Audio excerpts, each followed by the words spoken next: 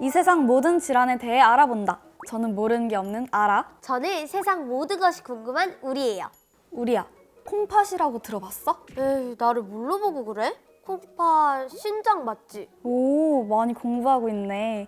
오늘은 이 신장에 대해 알아볼 예정이야. 교수님, 안녕하세요. 교수님, 오늘 신장 질환 중에 수신증이라고 들었는데요. 정확하게 수신증이 뭔가요? 사실 수신증이라는 말은 한자어예요. 우리가 콩팥을 신장이라고 합니다. 그래서 숫자는 물 숫자. 이쪽 물이라는 건지 소변을 얘기하는 거죠. 그래서 신장, 콩팥에 소변이 고여 있는 것을 우리가 수신증이라고 합니다. 그럼 수신증은 왜 생기는 걸까요? 수신증이 생기는 원인은 크게 두 가지예요. 가장 흔한 원인은 신우요관 이행부 폐색이라고 우리가 신장과 요관이 만나는 부위가 좁아져서 소변이 제대로 흘러내려가지 못하는 것을 말합니다. 수신증의 한 50% 이상이 여기에 해당이 됩니다. 그리고 이제 두 번째 원인으로는 방광요관 역류라는 게 있습니다.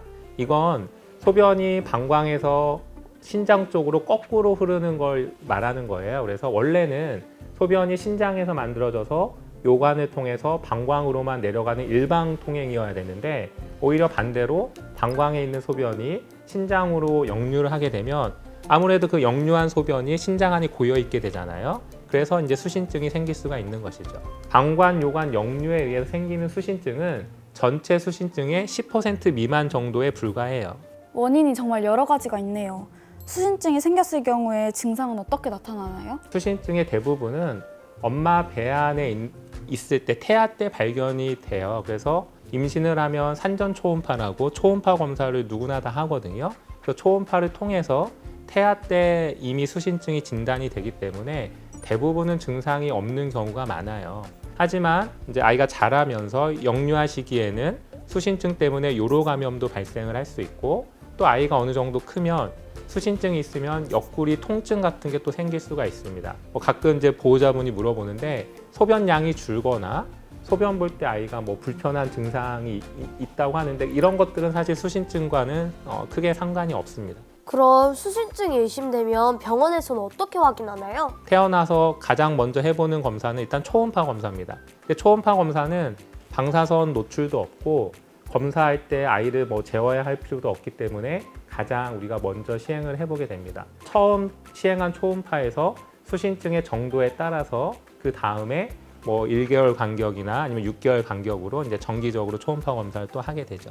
그런데 수신증이 1단계부터 4단계까지 있다고 들었는데 이 단계는 어떻게 나누는 건가요? 네, 아라가 아주 좋은 질문을 했어요.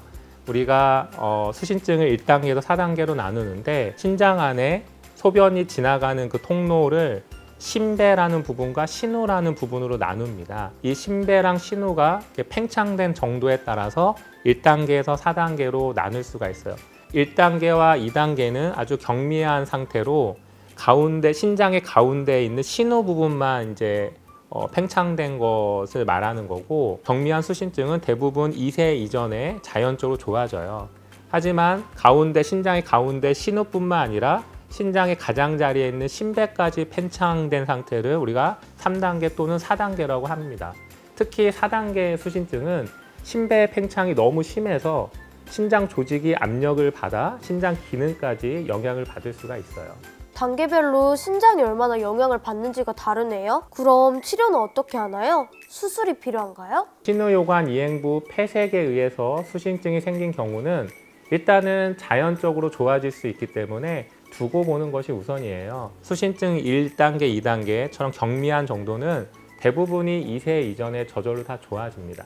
수신증 3단계, 4단계에서는 한 50% 정도에서는 또 2세 이전에 수술을 하기도 해요. 근데 여기서 중요한 게 수신증이 심하다고 무조건 다 수술하는 건 아니에요.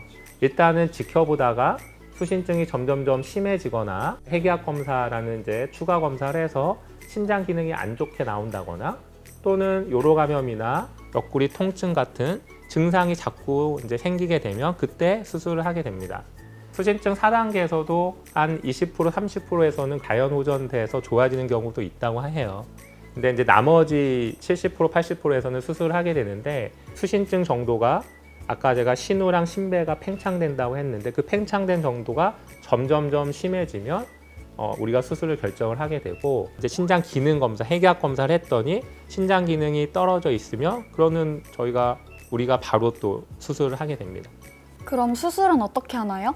예전에는 이러한 수술들을 피부를 절개해서 우리가 개복 수술이라고도 이제 흔히 얘기하는 그렇게 수술을 시행했는데 요즘은 이런 기구들이 많이 발달을 해서 복강경이나 심지어는 로봇을 이용해서 수술을 하게 됩니다. 그래서 작은 구멍을 몇 개 이제 구멍을 뚫어서 그 구멍을 통해서 우리가 안을 볼 수 있는 카메라랑 특수한 기구들을 이용을 해서 수술을 하게 되는 거죠. 그러면 상처 크기가 작기 때문에 회복도 빠르고 나중에 커서 흉터도 덜 남기 때문에 아이들한테 아주 좋은 수술이에요. 와, 작은 구멍만으로도 그런 큰 수술이 가능하다니 신기해요. 특히 소아에게는 이렇게 회복에 부담이 적은 이 복강경이나 로봇으로 수술하는 것이 매우 아주 유용하답니다.